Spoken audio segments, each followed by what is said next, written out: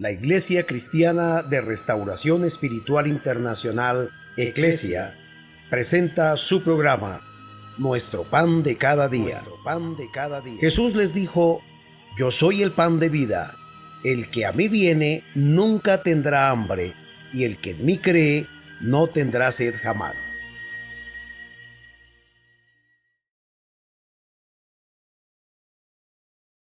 Dios les bendiga. Su pastor y amigo Óscar Orjuela Gómez, agradecido con Dios de poder llegar hasta sus hogares y seguir llevando esta secuencia maravillosa del discipulado. En esta ocasión he intitulado la lección El origen del pecado. Ya hemos dicho que Dios es un Dios trino, un Dios maravilloso, un Dios especial que está interesado en que el ser humano le conozca y experimente la salvación de su alma. Hoy vamos a tomar un texto precisamente para saber por qué razón debo yo ser salvo. Porque hemos hablado durante todos los programas pasados precisamente del plan de salvación, del plan de redención. Pero la pregunta sería aquí: ¿dónde empezó el pecado? ¿Cómo se produjo? ¿Cuál es el origen del mal, del pecado? Para ello vamos a ir al último libro de la Biblia para enseñar algo hermoso. Dice la palabra en el capítulo 12 de Apocalipsis, versículo 9: y fue lanzado fuera el gran dragón, la serpiente antigua, que se llama Diablo y Satanás, el cual engaña al mundo entero, fue arrojado a la tierra y sus ángeles fueron arrojados con él. Aunque este pasaje, hemos dicho en el estudio del Apocalipsis, que es uno de los pasajes con doble referencia, es decir, que tuvo un cumplimiento en una época y otro lo tendrá posteriormente, más exactamente en la mitad de la gran tribulación, que es donde va a acontecer eso. El origen, como ya lo hemos dicho, sucedió antes de que el hombre estuviera aquí en la tierra. Es decir, el primer pecado no se cometió en la tierra, como lo registra Génesis, el capítulo 3, del versículo 1 en adelante, que la historia lo dice, que la serpiente era más astuta que los animales y engañó a Eva. Eva a su vez hace caer en transgresión al hombre, pecan, entra la maldad al mundo, la desobediencia, por ende el pecado, la muerte, que significa separación con nuestro Dios. Sin embargo, el texto que hemos citado hace alusión precisamente al dragón, a la serpiente antigua, al diablo o a Satanás. Mire que menciona esos nombres, 4 nombres: serpiente antigua, dragón, diablo, Satanás. Ahora, ¿qué significan estos nombres? El nombre de Satanás en hebreo significa adversario. Es decir, es un enemigo, en este caso pues de la raza humana, y se ha hecho como el enemigo de Dios. En griego la palabra diablo significa el acusador y también un enemigo. Es decir, Satanás siempre ha estado interesado en ir delante de Dios a acusar a los que servimos a Dios. Eso registra el libro de Job, que dice que Satanás se presentó delante de Dios, entre los ángeles que estaban delante de él, y fue a acusar a Job. Dios le da testimonio de Job, y entonces hay allí una narración de cómo Satanás quería destruir a Job porque amaba a Dios.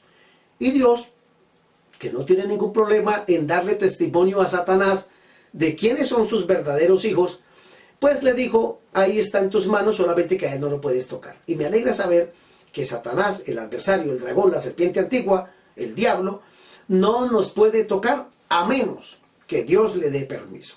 Es decir, cuando uno se convierte en un hijo de Dios y un discípulo de Cristo, tiene una ventaja maravillosa y especial, y es que el diablo, el pecado, la maldad no nos puede tocar, a menos que Dios se lo permita. Y si Dios se lo permite, obligatoriamente tiene que ser para que un plan perfecto que Dios estaba allí trabajando se cumpla, se manifieste para su gloria, para el beneficio nuestro y para la vergüenza y la derrota precisamente de Satanás y sus demonios. Sin embargo, aquí hace otra alusión de Satanás, de la serpiente antigua, del dragón, del diablo, que sus ángeles también fueron arrojados con él.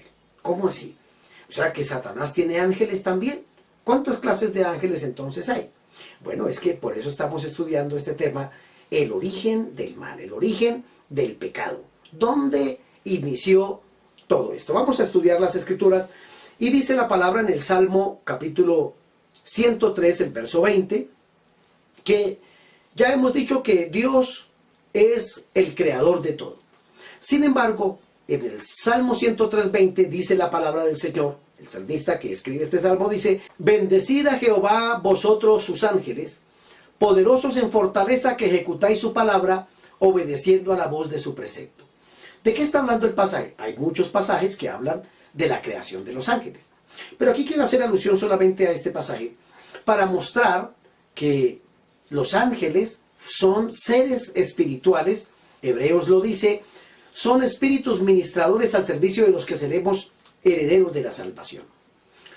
Dios crea estos seres espirituales, angelicales, en unos rangos: ángeles, arcángeles, serafines, querubines.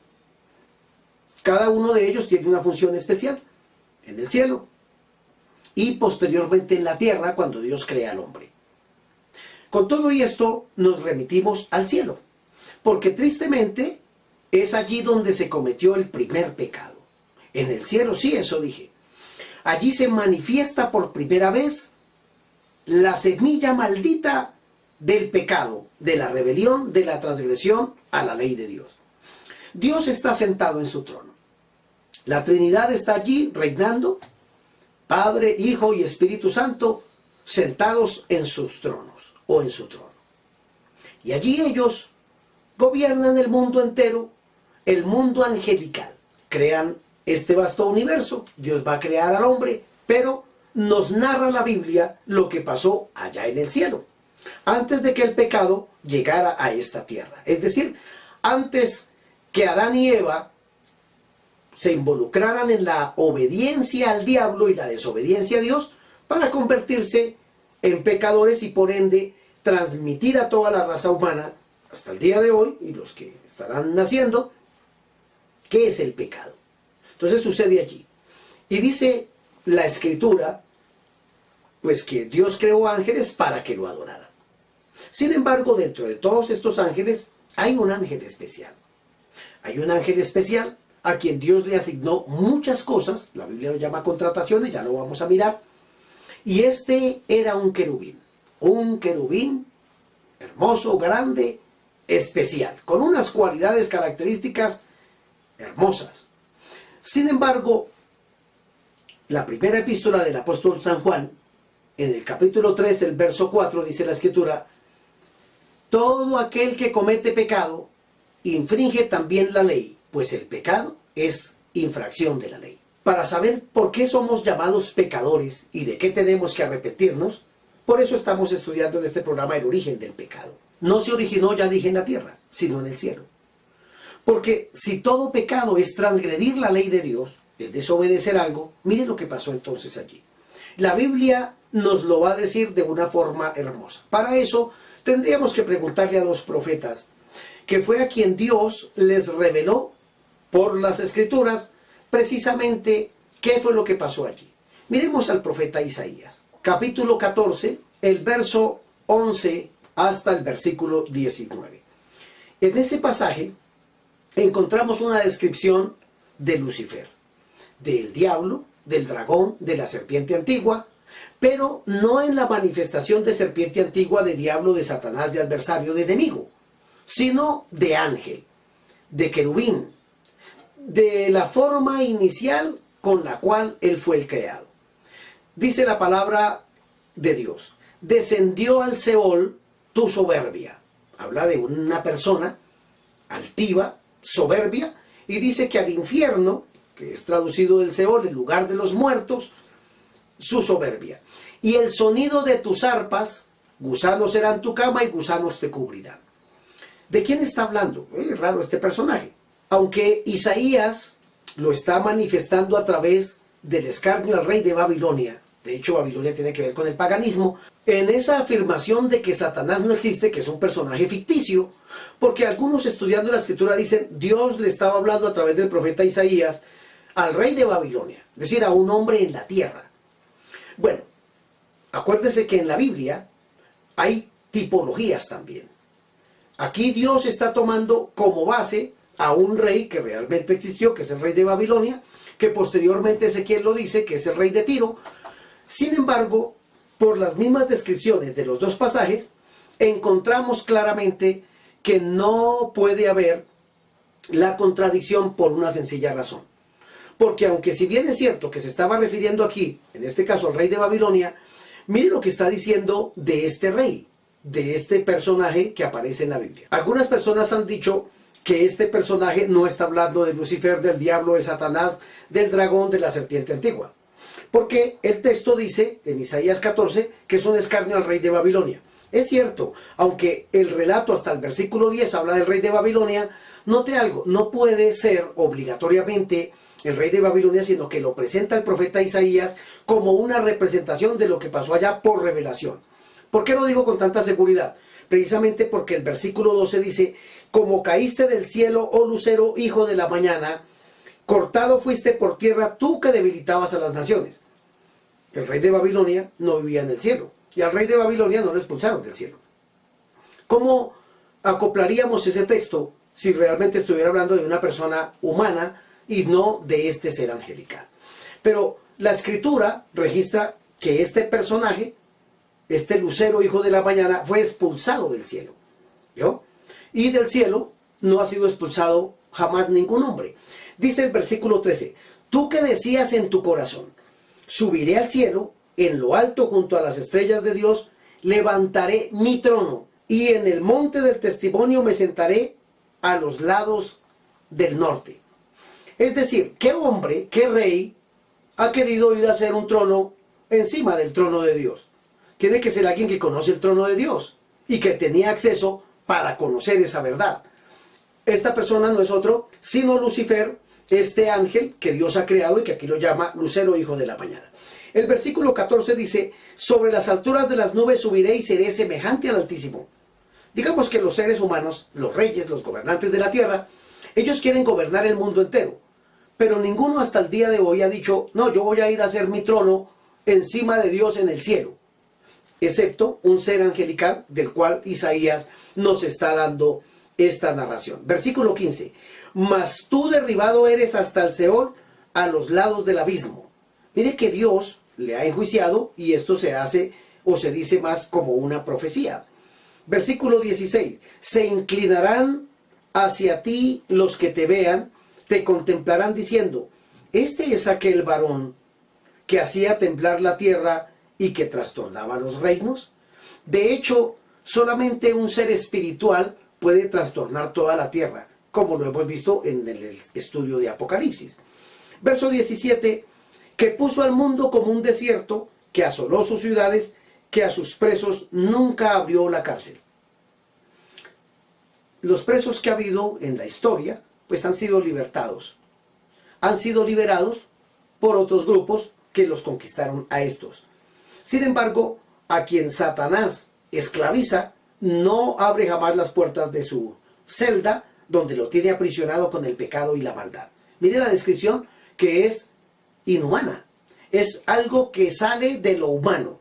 Es algo diferente de lo que está hablando el profeta Isaías. Versículo 18, todos los reyes de las naciones, todos ellos yacen con honra cada uno en su morada. Y verso 19, pero tú echado eres de tu sepulcro como vástago abominable, como vestido de muertos pasados a espada, que descendieron al fondo de la sepultura como cuerpo muerto hollado. Digamos que Isaías nos da una revelación y es que este ángel, que más adelante lo vamos a mirar, este querubín se rebeló contra Dios y Dios lo expulsó del cielo, hasta el Seol, hasta las profundidades del abismo, de los lugares de tormento, es decir, del lugar que está preparado para Satanás y sus ángeles. ¿Por qué?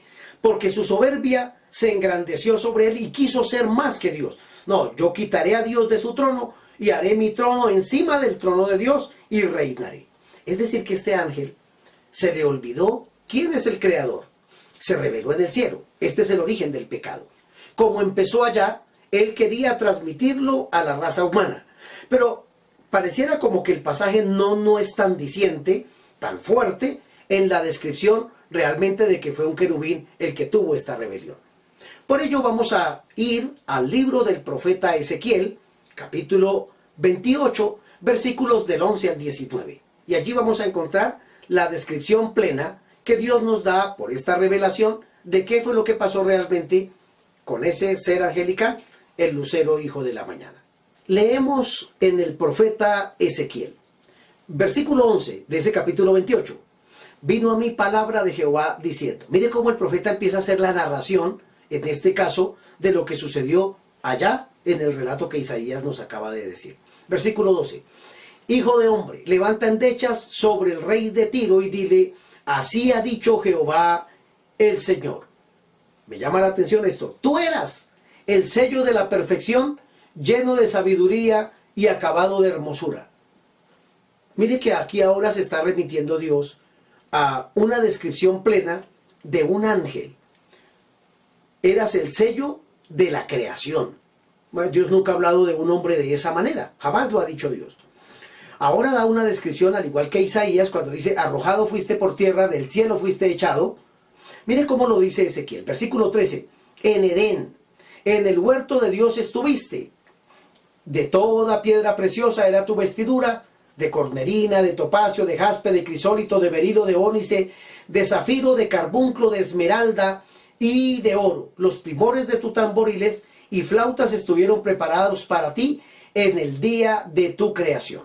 Es decir, aquí hace una descripción plena precisamente de la vestidura de este ángel. Dice que lo preparó hermoso y especial, pero que su vestidura tenía piedras preciosas.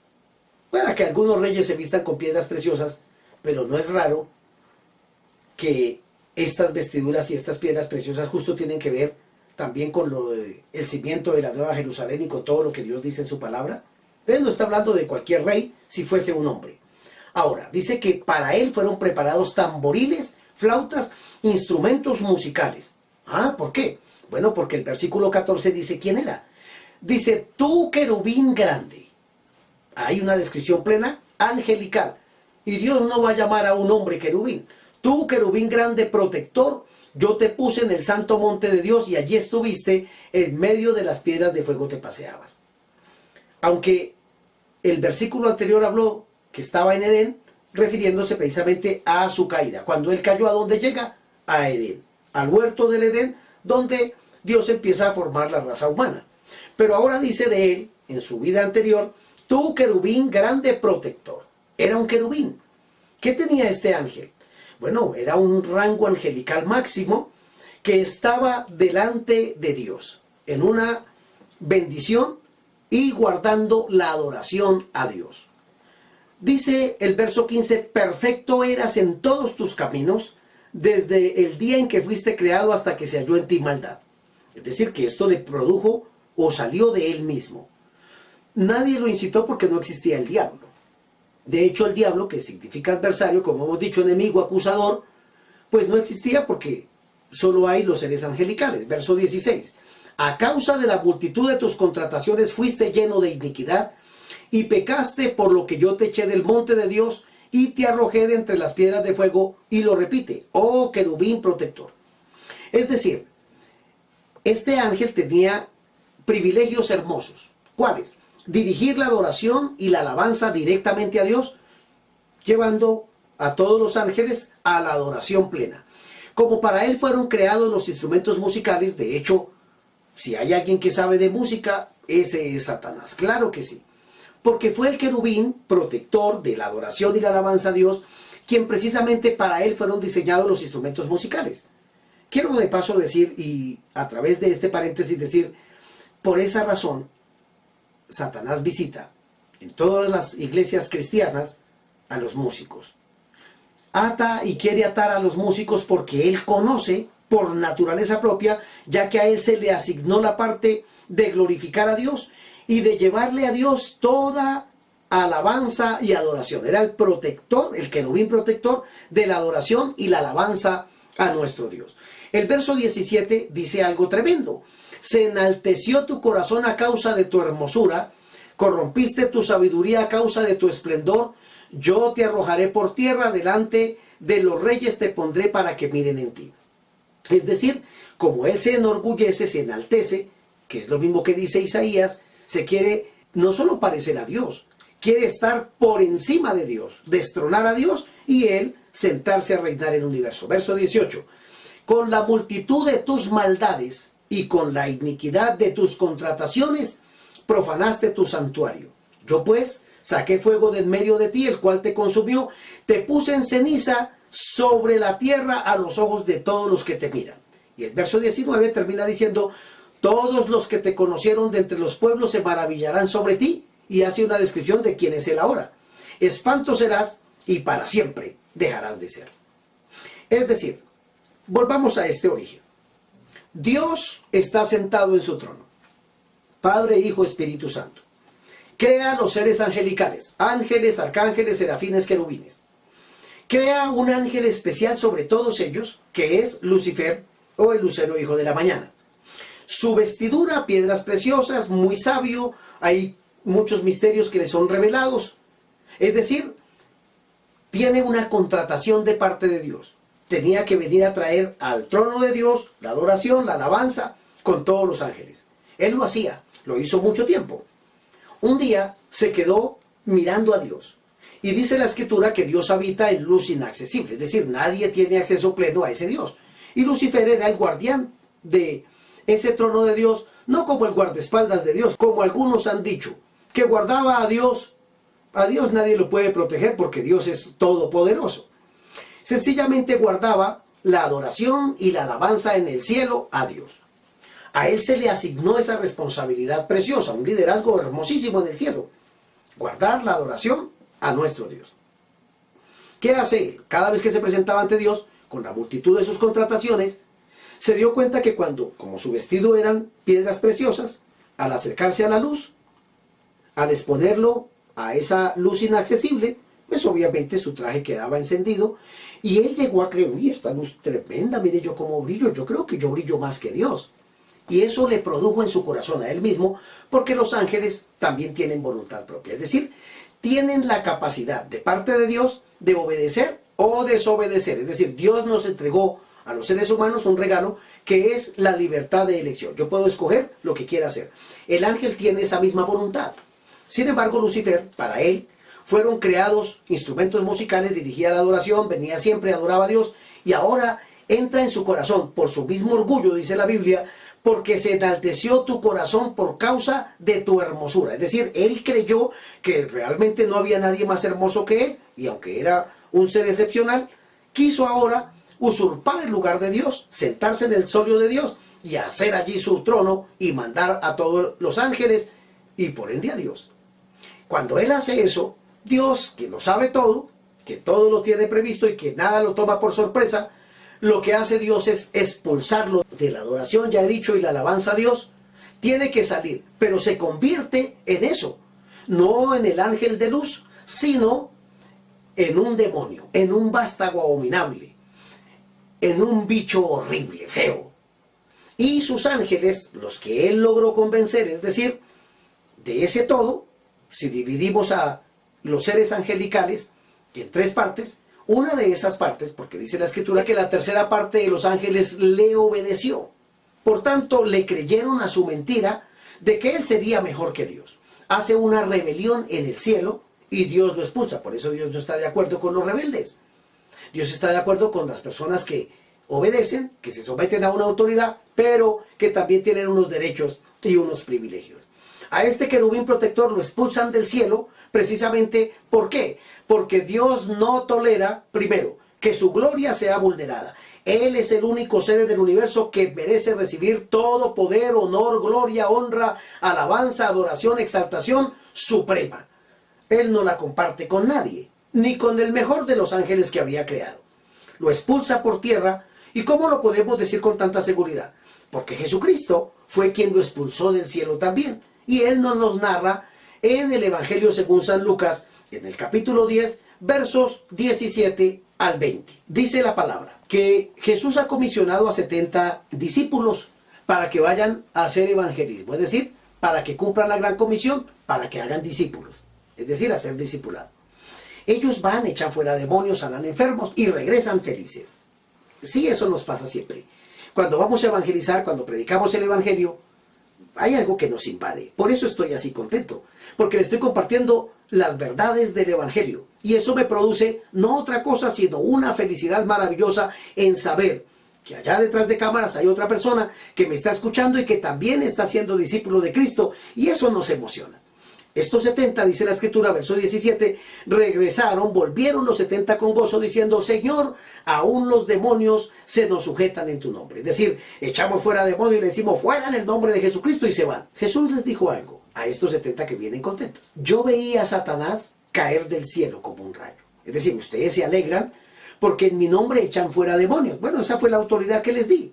Pero yo, es decir, yo Dios, yo fui el que lo expulsé a Lucifer del cielo. Yo fui el que lo eché por tierra. Versículo 19. Ahora a ustedes les digo: he aquí os doy potestad de hollar serpientes y escorpiones y sobre toda fuerza del enemigo, y nada os dañará. Es decir, a ustedes les entrego una autoridad para echar fuera demonios, para pisar todas las obras de brujería, de ocultismo, de magia, de agorería y de todo lo ocultista que hay en el mundo. Por eso no nos da miedo ni los brujos, ni los hechiceros, ni los encantamientos, ni las maldiciones de nadie. ¿Por qué? Porque tenemos el poder de Dios y tenemos todo ese respaldo que el Señor nos dio por su bendita palabra. Versículo 20.